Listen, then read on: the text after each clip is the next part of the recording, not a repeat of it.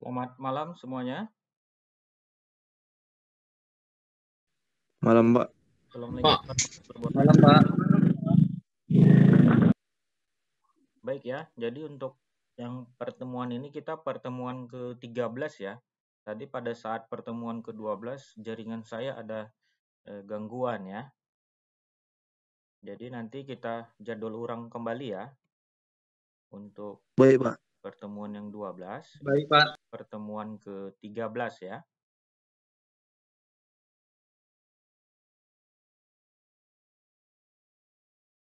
Baik, untuk materinya bisa terlihat PowerPoint-nya. Terlihat, Pak. Baik, kita ini pembahasannya tentang uji hipotesis proporsi dua populasi ya. Di mana ya, pengujian dua proporsi, masing-masing proporsinya tersebut berasal dari dua populasi yang berbeda ya, serta independen.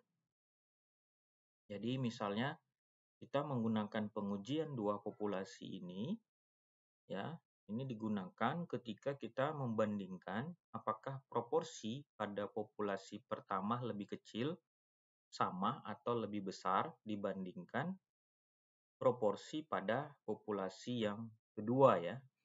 Misalnya ketika orang tua memasukkan anaknya di sekolah ya, sekolah SMA, kemudian orang tua menimbang-nimbang apakah dimasukkan ke sekolah A atau ke sekolah B ya.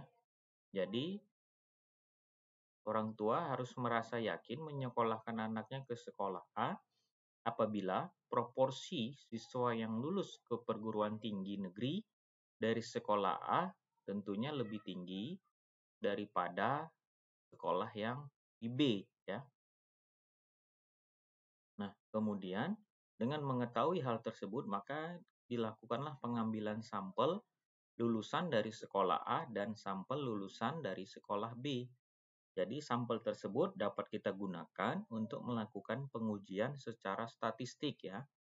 Apakah proporsi siswa yang lulus ke perguruan tinggi negeri dari sekolah A lebih besar secara signifikan daripada sekolah yang B ya.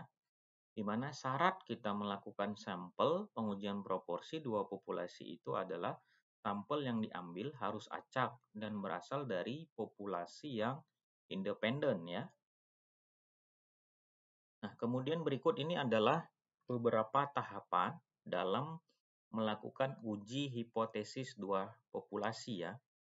Pertama adalah hipotesis. Nah, di sini ada hipotesis uji dua arah, ada juga hipotesis uji satu arah ya.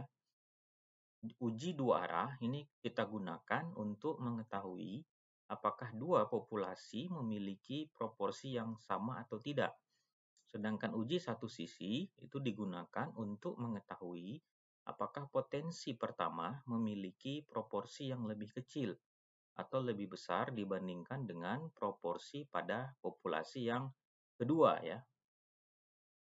Ini dia rumusnya ya, rumus untuk uji dua arah, ini dia, kemudian untuk satu arah ya, kemudian P1 itu adalah proporsi pada populasi 1, P2 proporsi pada populasi yang kedua ya. Kemudian yang kedua adalah tingkat kepercayaan atau tingkat signifikansi ya. Nah, tingkat kepercayaan ini sering digunakan dalam melakukan pengujian statistik ya, di mana tingkatnya itu sampai 95% ya.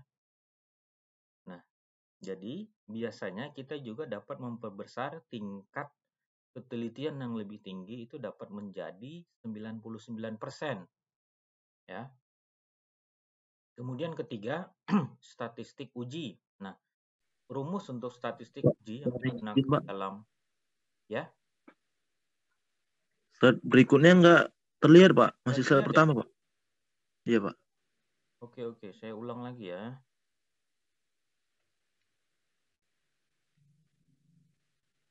Ini sudah terlihat? Nah, sudah, Pak, sudah nampak. Nah, ini uji hipotesis ya untuk statistik uji. Ini persamaannya ya. Di mana nilai dari P1, P2 ini dia ya. Kemudian V vektor ini dia persamaannya.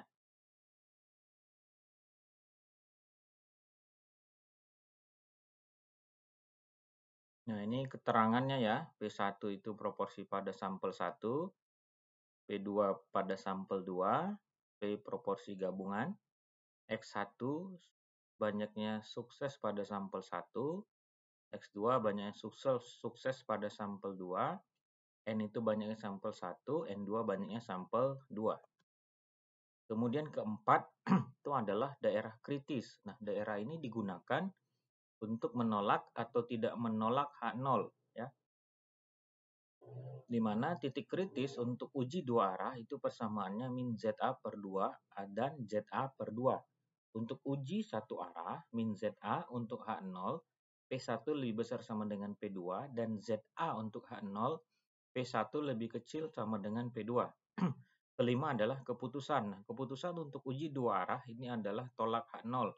Apabila Z lebih kecil dari min ZA per 2 atau Z lebih besar ZA per 2. Nah, keputusan untuk uji satu arah untuk uji satu arah pertama adalah H0 P1 lebih besar sama dengan P2 dan H1 P1 lebih kecil P2 dengan tolak H0 apabila Z lebih kecil min ZA. Yang kedua, untuk H0 P1 lebih kecil sama dengan P2 dan H1 P1 lebih besar P2, tolak H0 apabila Z lebih besar daripada ZA ya.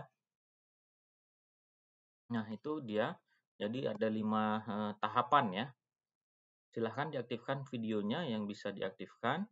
Sambil saya mengambil absensi kita.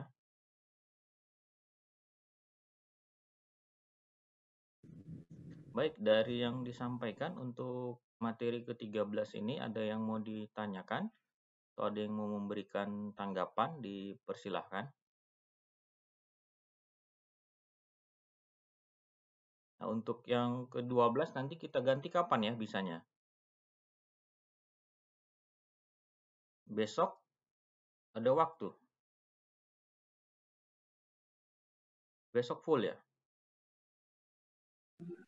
Iya Pak, besok ada mata kuliah Pak. Kosongnya kapan ya? Kamis sampai Jumat? Hari Jumat, Pak. Jumat malam Pak. Jumat malam jam 7. 7 P seterusnya Pak. Oke.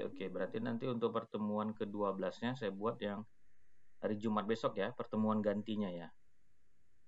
Oke, Pak. Oke, baik. Terima kasih. Silakan. Ada yang mau diberikan tanggapan, pertanyaan? Kalau tidak ada, dapat kita sudahi pertemuan kita yang ke-13 ini. Cukup? Sudah cukup Pak, sudah jelas Pak. Oke, baik. Cukup, ya. Pak. Baik. Ya.